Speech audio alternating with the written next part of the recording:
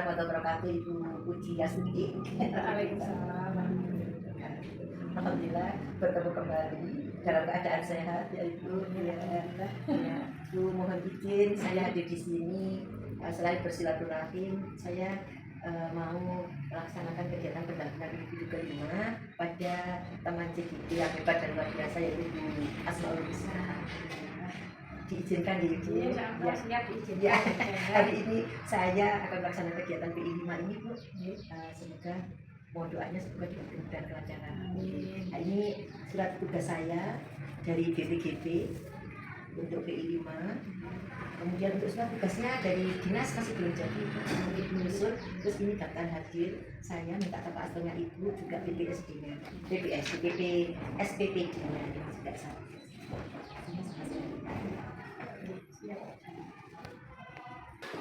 Assalamualaikum warahmatullahi wabarakatuh, Bu Nina. Assalamualaikum warahmatullahi wabarakatuh, Ibu Enda. Bagaimana kabarnya? Alhamdulillah luar biasa, tetap semangat. Siap melaksanakan kegiatan PI 5? Siap. Siap. Terima kasih Ibu. Hari ini kita melaksanakan kegiatan PI 5. Apakah Ibu Nina siap melaksanakan? Saya siap melaksanakan dengan sepenuh hati. Hadir sepenuhnya di Hadir. Terima kasih Bu. Untuk pendampingan individu 5 ini kita temanya adalah rancangan program yang berpihak kepada murid. Nah, untuk fokus kita pendampingan ini ada 3 Ibu, yaitu refleksi penerapan aksi nyata modul 3.1. Kemudian yang kedua apa Bu? 3.2 Rancangan program, kemudian 3.2 tentang pemimpin pengolahan sumber daya. Yang 3.1 adalah pengambilan keputusan seorang kepemimpinan. Jadi satu tadi refleksi penerapan aksi nyata 3.1, yang kedua adalah diskusi nanti kita tentang rancangan program yang berdampak pada murid, dan yang ketiga adalah diskusi nanti kita pada perkembangan komunitas praktisi yang dijalankan di sekolah serta implementasi dari rencana Lokakarya 3 untuk berbagi nilai bicara. Itu ya fokus kita. Terima kasih Ibu Nina. Ibu Nina dalam pelaksanaan pendampingan individu yang keempat kemarin itu proses yang sudah berjalan selama 1 bulan terakhir ini apa saja? Dalam 1 bulan terakhir ini tentunya pertama yaitu saya melakukan lokakarya yang keempat bersama di SMP 3. Kemudian juga saya mulai berkolaborasi dengan teman sejawat untuk pembelajaran yang berdiferensiasi dan yang kompetensi sosial emosional. Kemudian juga melakukan kegiatan yang ada di LMS, tentunya 3.1, 3.2, dan 3.3 itu. Dalam rencana tindak lanjut pendampingan 4 kemarin, apa sudah dilakukan? Alhamdulillah sudah berjalan sesuai dengan rencana pengembangan diri yang saya lakukan. Yang pertama yaitu saya berkolaborasi dengan rekan sejawat saya untuk melakukan skala coaching itu. Kemudian yang kedua juga melakukan pelatihan webinar di dilatih. Untuk hal apa saja yang dianggap sebagai capaian selama 1 bulan terakhir ini oleh Bu Nina? Yang selama 1 bulan ini capaian saya yaitu alhamdulillah ya sudah bisa memetakan 7 aset dari menggunakan tahapan kerja dan diberi apresiasi. Kemudian juga sudah bisa berkolaborasi dengan teman sejawat untuk melakukan KSE dan berdiferensiasi serta melakukan coaching terhadap teman sejawat. Ya, dalam pelaksanaan kegiatan pembelajaran ini. Terima kasih Bu, sangat luar biasa sudah dilakukan kegiatan sebelum pelaksanaan PI 5 ini. Nanti saya minta hasil observasinya Siap Ibu. Untuk yang dilakukan dalam observasi dan pelaksanaan observasi pada rekan sejawat. Ya, lembaga observasi. Ya, terima kasih Bu. Saya lanjutkan ya. Untuk penerapan aksi nyata modul 3.1 kan tidak bisa dimasukkan ke LMS ini, tapi kita refleksi saja ya Bu. Bagaimana proses Ibu dalam menemukan atau mengidentifikasi sumber daya yang ada di sekolah? Yang pertama pertama yang selalu saya lakukan adalah memahami dulu apa itu aset-aset atau modal yang ada di sekolah. Ternyata aset yang ada di sekolah itu ada 7, sesuai dengan 3.2 yang kemarin. Betul. Ada 7 aset atau modal, yaitu pertama manusia, sosial, kemudian fisik, lingkungan, agama dan budaya, termasuk juga finansial. Betul. Kemudian yang kedua, setelah saya memahami benar, baru saya memetakannya, memetakan aset tersebut yang ada di internal atau eksternal dalam lingkungan sekolah ini. Yang ketiga, berkolaborasi, tentunya berkolaborasi dengan kepala sekolah, teman sejawat, dan siswa untuk melakukan survei atau apa saja aset yang ada di sekolah yang bisa kita gunakan. Alhamdulillah. Tentunya dalam mengidentifikasi itu dalam sumber daya sekolah itu tentunya Bu Lina punya kendala dan tantangan. Ya, apa yang dihadapi itu tantangannya dan kendalanya? Tantangan dan kendalanya mungkin ada di keterbatasan waktu ya Ibu Ya. Karena kita keterbatasan waktu itu kesibukan mengajar atau pekerjaan lainnya juga menghambat waktu untuk mencari sumber daya. Kadang kita sudah longgar, untuk kepala sekolah masih belum bisa untuk kita ajak untuk berkolaborasi. Dan juga untuk mengajak teman sejawat juga memerlukan waktu yang tepat. Sehingga untuk mengatasi masalah tersebut saya mengalokasikan waktu khusus untuk melakukan kolaborasi tersebut. Alhamdulillah, luar biasa itu. Untuk perasaan Ibu dalam mengidentifikasi sumber daya sekolah itu bagaimana? Alhamdulillah ya Bu, ya, setelah saya bisa memetakan sumber daya yang ada, saya merasa senang dan bangga karena dengan hal tersebut saya mampu mengoptimalkan pengelolaan sumber daya dan meningkatkan kualitas pembelajaran di sekolah. Selama ini kan kita mengambil keputusannya tidak menggunakan sumber daya yang ada di sekolah. Iya. Biasanya kekurangannya Iya. yang kita ambil. Terima kasih Ibu. Pertimbangan itu dalam menentukan sumber daya yang ada di sekolah itu apa?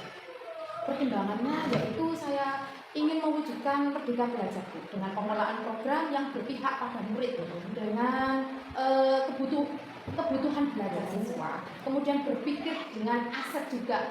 Nah, ini sangat penting, dan tahapan bagja serta pendekatan inquiry advisor. Hal apa saja yang dianggap sebagai capaian selama 1 bulan terakhir ini oleh Bu Lina? Yang selama 1 bulan ini capaian saya yaitu alhamdulillah ya sudah bisa memetakan 7 aset dari dengan menggunakan tahapan kerja dan inquiry advisor. Kemudian juga sudah bisa berkolaborasi dengan teman sejawat untuk melakukan KSE dan berdiferensiasi serta melakukan coaching terhadap teman sejawat. Ya, dalam pelaksanaan kegiatan pembelajaran ini. Terima kasih Bu, sangat luar biasa sudah dilakukan kegiatan sebelum pelaksanaan PI 5 ini. Nanti saya minta hasil observasinya besok. Siap, Ibu. Untuk yang dilakukan dalam pra-observasi dan pelaksanaan observasi pada rekan sejawat. Ya, lembah observasi. Ya, terima kasih Bu. Saya lanjutkan ya. Untuk penerapan aksi nyata modul 3.1 kan tidak bisa dimasukkan ke LMS, tapi kita refleksi saja ya Bu. Bagaimana proses Ibu dalam menemukan atau mengidentifikasi sumber daya yang ada di sekolah?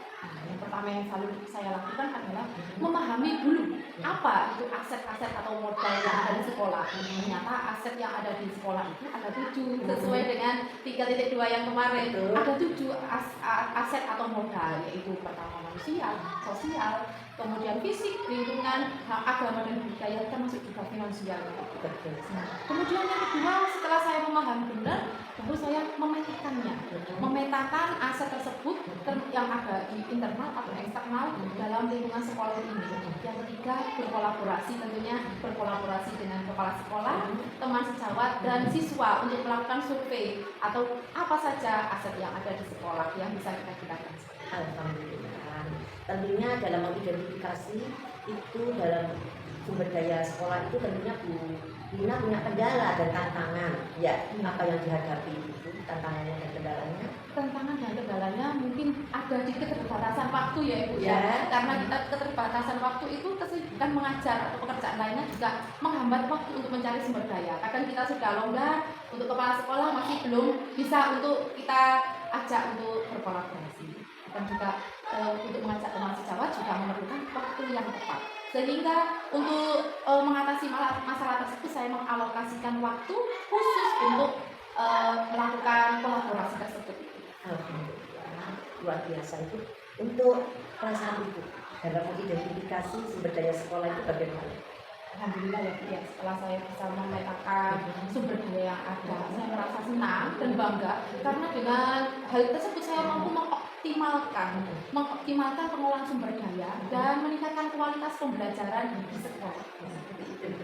Selama ini kan kita mengambil keputusannya tidak menggunakan sumber daya yang ada di sekolah. Iya. Biasanya kekurangannya Iya. yang kita ambil. Terima kasih Ibu. Pertimbangan itu dalam menentukan sumber daya yang ada di sekolah itu apa? Pertimbangannya yaitu saya ingin mewujudkan Merdeka Belajar Bu, dengan pengelolaan program yang berpihak pada murid dengan kebutuhan belajar siswa, kemudian berpikir dengan aset juga. Nah, ini sangat penting, dan tahapan bagja serta pendekatan inquiry adoption. Apakah terdapat hal lain yang dapat dijadikan sumber daya sekolah yang belum ditemukan dalam proses yang sudah berlangsung ini? Ya, ada Bu, aset tentang aset budaya dan warga sekitar yang ternyata di sini ini adalah pembuatan batu bata, Bu. Pembuatan bata. Jadi penduduk di sini ini menggunakan tangan liat untuk membuat bata. Nah, ini saya masih belum berkolaborasi dengan mereka. Dan ini yang akan saya kembangkan nanti untuk pembelajaran juga, termasuk penggunaan tangan liat itu untuk berbagai macam keterampilan untuk anak.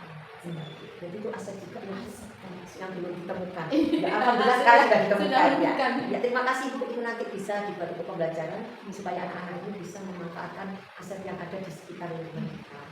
Sekarang untuk proses pengambilan keputusan Ibu, refleksinya ini berdasarkan hasil pemetaan yang Ibu lakukan, bagaimana hal tersebut mempengaruhi proses pengambilan keputusan yang dilakukan itu? Nah, dalam pengambilan pengambilan keputusan tentunya hal ini harus memetaan sumber daya dulu, baru kita bisa mengambil keputusan. Karena apa? Dengan kita mengetahui sumber daya manusianya, kita sehingga tahu, oh, kalau kualifikasi pendidikannya seperti ini, berarti tantangan untuk pengambilan keputusannya seperti ini.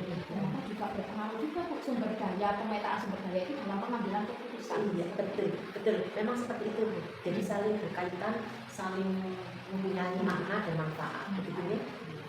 Hal yang menurut Ibu masih perlu dikembangkan atau perlu dievaluasi dalam hal ini apa? Nah, ini hal yang perlu saya kembangkan sendiri bagi saya adalah keterampilan dalam pengolahan proses pengambilan keputusan. Jadi kita kan juga harus perhatian dan fokus dalam pengambilan keputusan tersebut. Ya, terima kasih Bu. Menurut Ibu untuk mendukung keberhasilan dari keputusan yang diambil itu apa saja?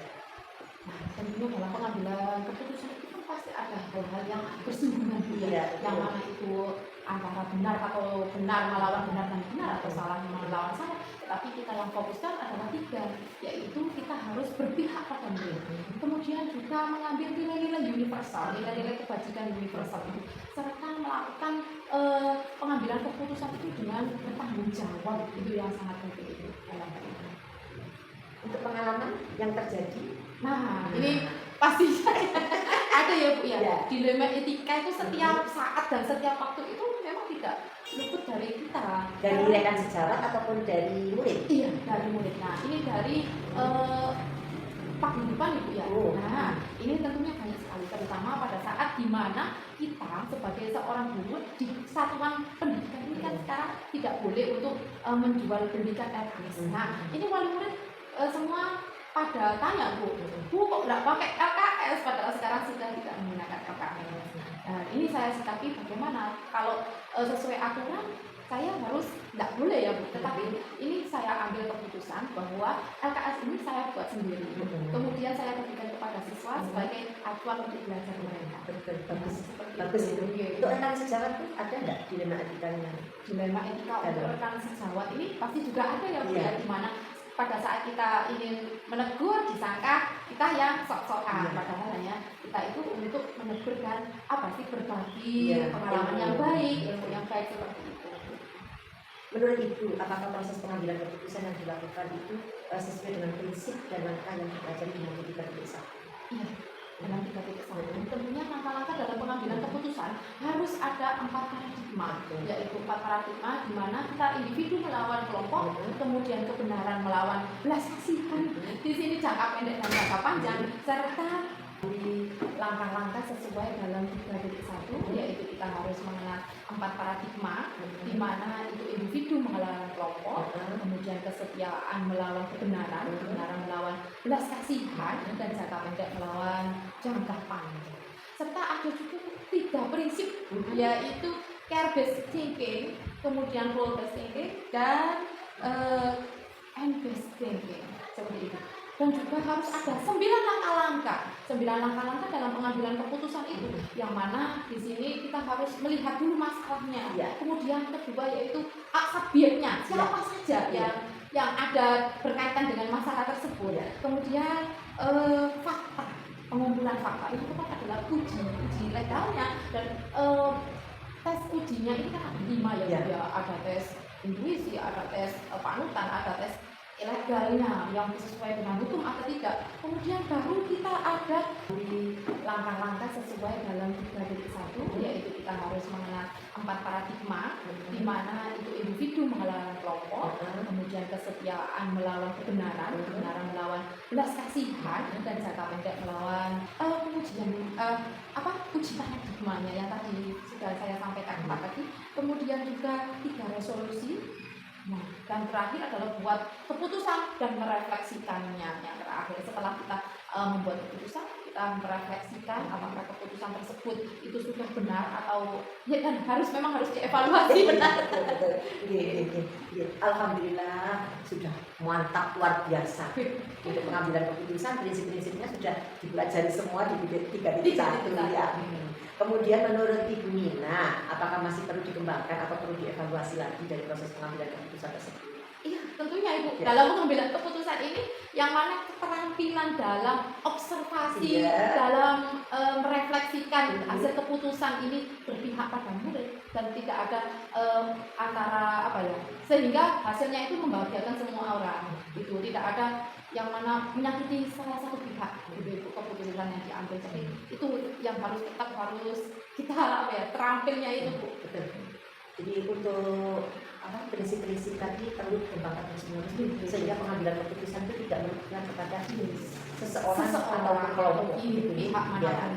Terima kasih Bu Nina untuk rancangan program yang berdampak pada murid. Kita lanjut ya. Apakah Ibu sudah membuat rancangan program yang berdampak pada murid di sekolah ini? Berdampak pada murid itu ya. Nah, ini tentunya di sini kita juga setelah kita memetakan sumber daya, baru kita membuat programnya ini yang berdampak pada murid. Nah, alhamdulillah ini saya ada program namanya Basma, Bu, baca Asmaul Husna setiap hari sebelum anak-anak pembelajaran. Kemudian apa fungsi dari itu? Ternyata dengan membaca Asmaul Husna itu anak-anak kalau tiap istirahat dia selalu ya Rahman ya Rahman, terbiasa mulutnya untuk mengucapkan kalimat-kalimat thayyibah daripada mengucapkan kalimat-kalimat yang lain. Nah, lebih baik kita anak-anak untuk melakukan kalimat-kalimat thayyibah yang seperti membaca Asmaul Husna itu ya. Berarti untuk rancangan program sudah terbentuk ya dengan apa namanya? Basma itu singkatan dari bacaan Asmaul Husna.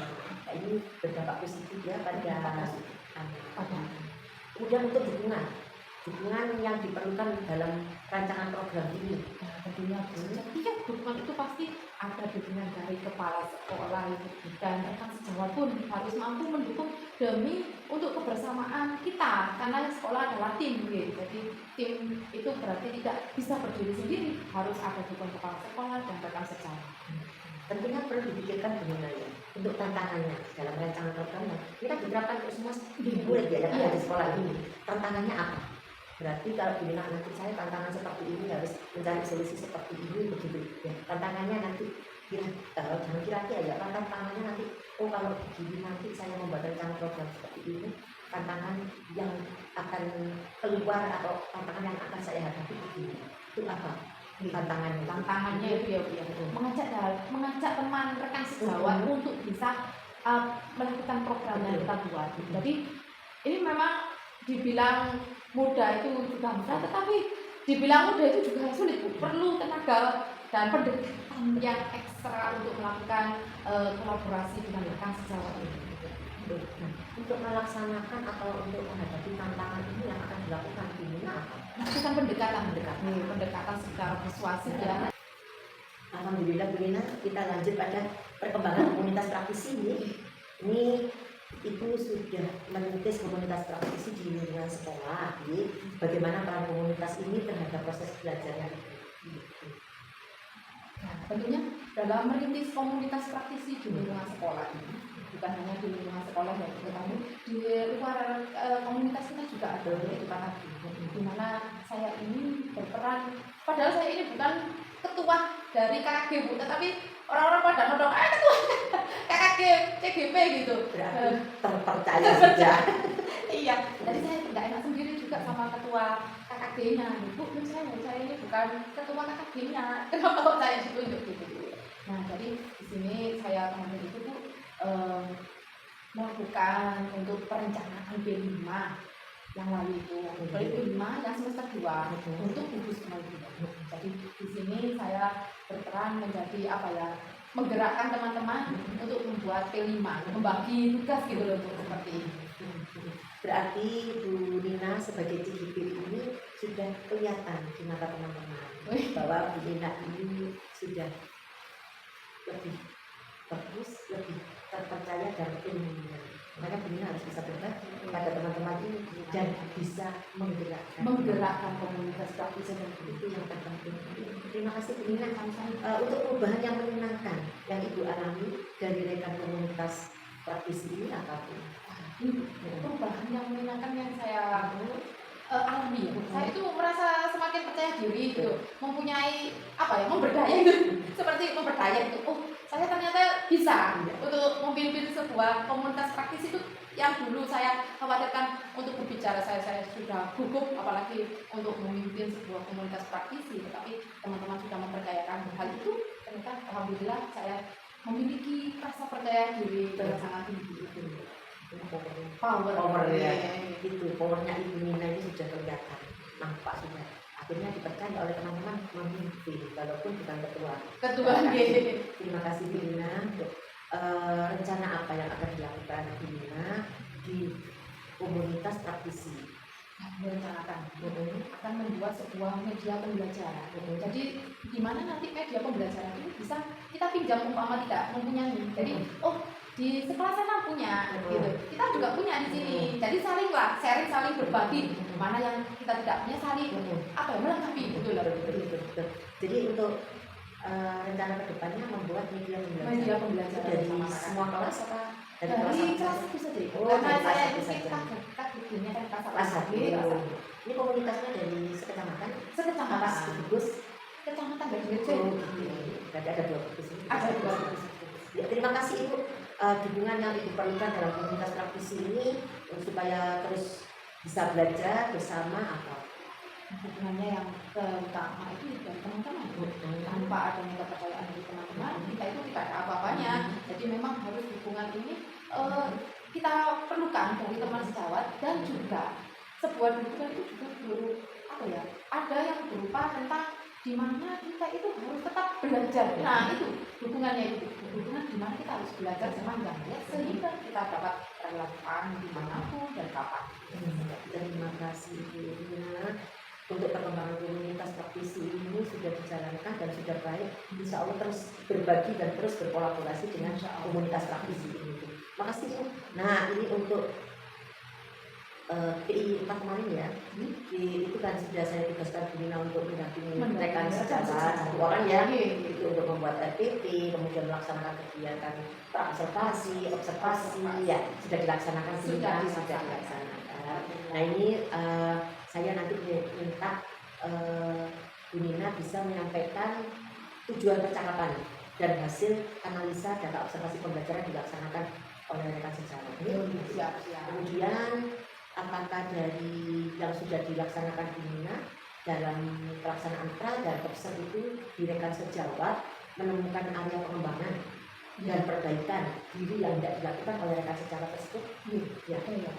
Di sini area pengembangannya sebenarnya yang dilakukan Bupor itu berusaha untuk mengaktifkan siswa sehingga membuat media pembelajaran menggunakan video pembelajaran, sehingga siswa lebih antusias lagi dalam proses pembelajaran. Kemudian juga Bupor sudah mampu untuk membangun peserta didik menjadi percaya diri dengan bisa perwakilan dari kelompok itu mempresentasikan hasil kerja kelompoknya ke depan kelas. Nah, yang ketiga yaitu di sini kemampuan seorang guru dalam membimbing siswa agar mengenal pada sasarannya itu pembelajaran yang dilakukan seperti itu.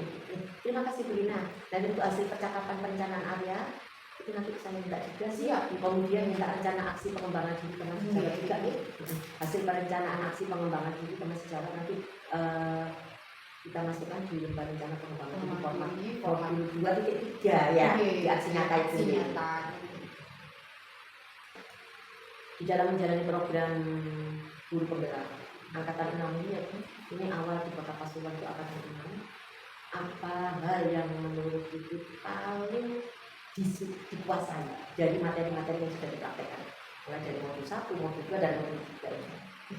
Sebenarnya yang paling saya kuasai ya satu tiga itu juga modul 1 itu berpihak pada murid, bagaimana kita harus menuntun, jadi kita juga harus berpedoman pada filosofi pendidikan. Nah, ini yang paling saya kuasai dalam penerapan hal itu. Dimana yang 3.1 pun harus bisa saya kuasai juga, termasuk dalam sebuah pemetaan sumber daya. 3.2 ya, apa ya? 3.2 itu pemetaan sumber daya yang ada di lingkungan sekolah ataupun di sekitar sekolah. Apakah itu sudah dipraktekkan ini? Alhamdulillah, terima kasih. Terus setelah Bu Lina menguasai materi tersebut dan mempraktekkan, tentunya ada yang masih membingungkan atau masih perlu dipelajari secara terus-menerus. Nah, iya. Ini materi yang mana ini? Tentunya ini yang memerlukan keterampilan dan harus terus-menerus ini Bu, yang pengambilan keputusan ini. Iya, termasuk juga coachingnya itu harus memberikan pertanyaan-pertanyaan yang berbobot agar apa ya, mengenai sasaran. Iya, betul. Iya, kebanyakan ini Bu Lina ya dalam pengambilan keputusan ataupun coaching ya, pelaksanaan coaching. Nah, kita harus terus-menerus belajar. Keterampilannya itu terus keterampilan membuat pertanyaan. Saya juga begitu kok Bu Lina sama ya, kita harus terus belajar. Tidak berhenti sampai di sini. Kalau sudah selesai PGP-nya sudah selesai, itu terus kita belajar terus berlatih ya, terus berlatih untuk tata sejarah kegiatan kita sangat luar biasa. Jawaban kita sangat memuaskan. Saya tunggu nanti di modul 2 itu tidak nyata ya, nanti saya juga minta percakapan ya, nanti ini Bu Lina untuk videonya, video pra observ dan pasca kita sendiri. Kemudian untuk video kita pendampingan individunya juga sendiri. Ya, jadi itu membuat 2 video berbeda ya. Selain itu juga ada itu ya benar ya, tidak ada masukkan ke laporan ini. Ya. Bu Lina, mohon maaf, saya mengingatkan setelah PI 5 ini nanti Ibu untuk menyebarkan, mengumpulkan dan menginput survei tentang kompetensi guru penggerak untuk Bu Lina sendiri yang 360 ini ya. Ini harus dilaksanakan sebelum pelaksanaan PI. PI tinggal 1 minggu ya. Jadi sebelum PI 6 nanti kita laksanakan untuk diri sendiri, kemudian untuk kepala sekolah, untuk rekan sejawat 5 orang dan siswa 5 orang. Itu mohon dilaksanakan. Kemudian untuk itu Bu Lina melakukan diskusi terkait dengan pemetaan aset. Ya, jadi untuk bahan di PI 6 nanti Bu Lina harus sudah melaksanakan kegiatan diskusi. Diskusi ini antara lain nanti Bu Lina pemetaan aset dengan kepala sekolah dulu, jadwal diskusi sama dengan halnya demonstrasi konseptual yang 3.2. Betul, itu Bu Lina diskusi dengan kepala sekolah tentang pemetaan aset dulu. Kemudian baru mengundang aktor. Aktor itu antara lain kepala sekolah, rekan sejawat, siswa dan tokoh masyarakat, Sapolida, kemudian dengan gender itu, rekan gender. Nah itu nanti di dalam forum diskusi dilaksanakan kegiatan ini, mengundang aktor, otomatis pandangan dari kepala sekolah karena undangan dibuat oleh kepala sekolah untuk mengundang aktor-aktor ini. Kemudian jangan lupa lagi, jangan lupa untuk kegiatannya dan hasil pemetaan. Jadi ada yang bisa ditanyakan yang kurang jelas, sudah apa yang perlu Bu Lina sampaikan untuk nanti mengerjakan sebelum pelaksanaan PI, yaitu mengundang aktor, menunjukkan jadwal diskusi dengan kepala sekolah, sekretaris aset. Jadi nanti itu diskusi dengan kepala sekolah sendiri ya, Bu, ya. Kemudian baru dengan rekan sejawat. Enggak, setelah dengan kepala sekolah tentang pemetaan aset yang dipunyai ini sekolah, habis itu musyawarah semua aktor. Jadi kepala sekolah sudah tak mengetahui dulu, nanti kan mengundang aktor-aktor ini juga dengan kepala sekolah dan kepala sekolah. Jadi dengan kepala sekolah itu kolaborasi. Jadi untuk pemetaan aset. Ada yang ditanyakan ini? Sampai. Terima kasih Bina, kalau nanti ada kurang jelasnya kita bisa sharing dengan teman CPP yang lain untuk masuk di PI 6. Karena PI 6 ini kita laksanakan pada waktu puasa. Semoga kita sehat. Amin, amin, amin. PI 6, kemudian Loka 6 dan langsung panen karya. Juga kita diskusikan. Siap. Ada pertanyaan Bina? Alhamdulillah. Terima kasih Bina untuk pelaksanaan PI 6 ini sudah sangat luar biasa Bina. Progresnya sudah sangat luar biasa juga ya. Semoga terus berbagi, terus menjadi contoh teladan untuk teman-teman yang lain. Terutama menggerakkan. Kalau sudah bergerak menggerakkan harus itu. Walaupun PGP angkatan 6 selesai, itu harus tetap berlangsung. Terima kasih Bina. Mohon maaf.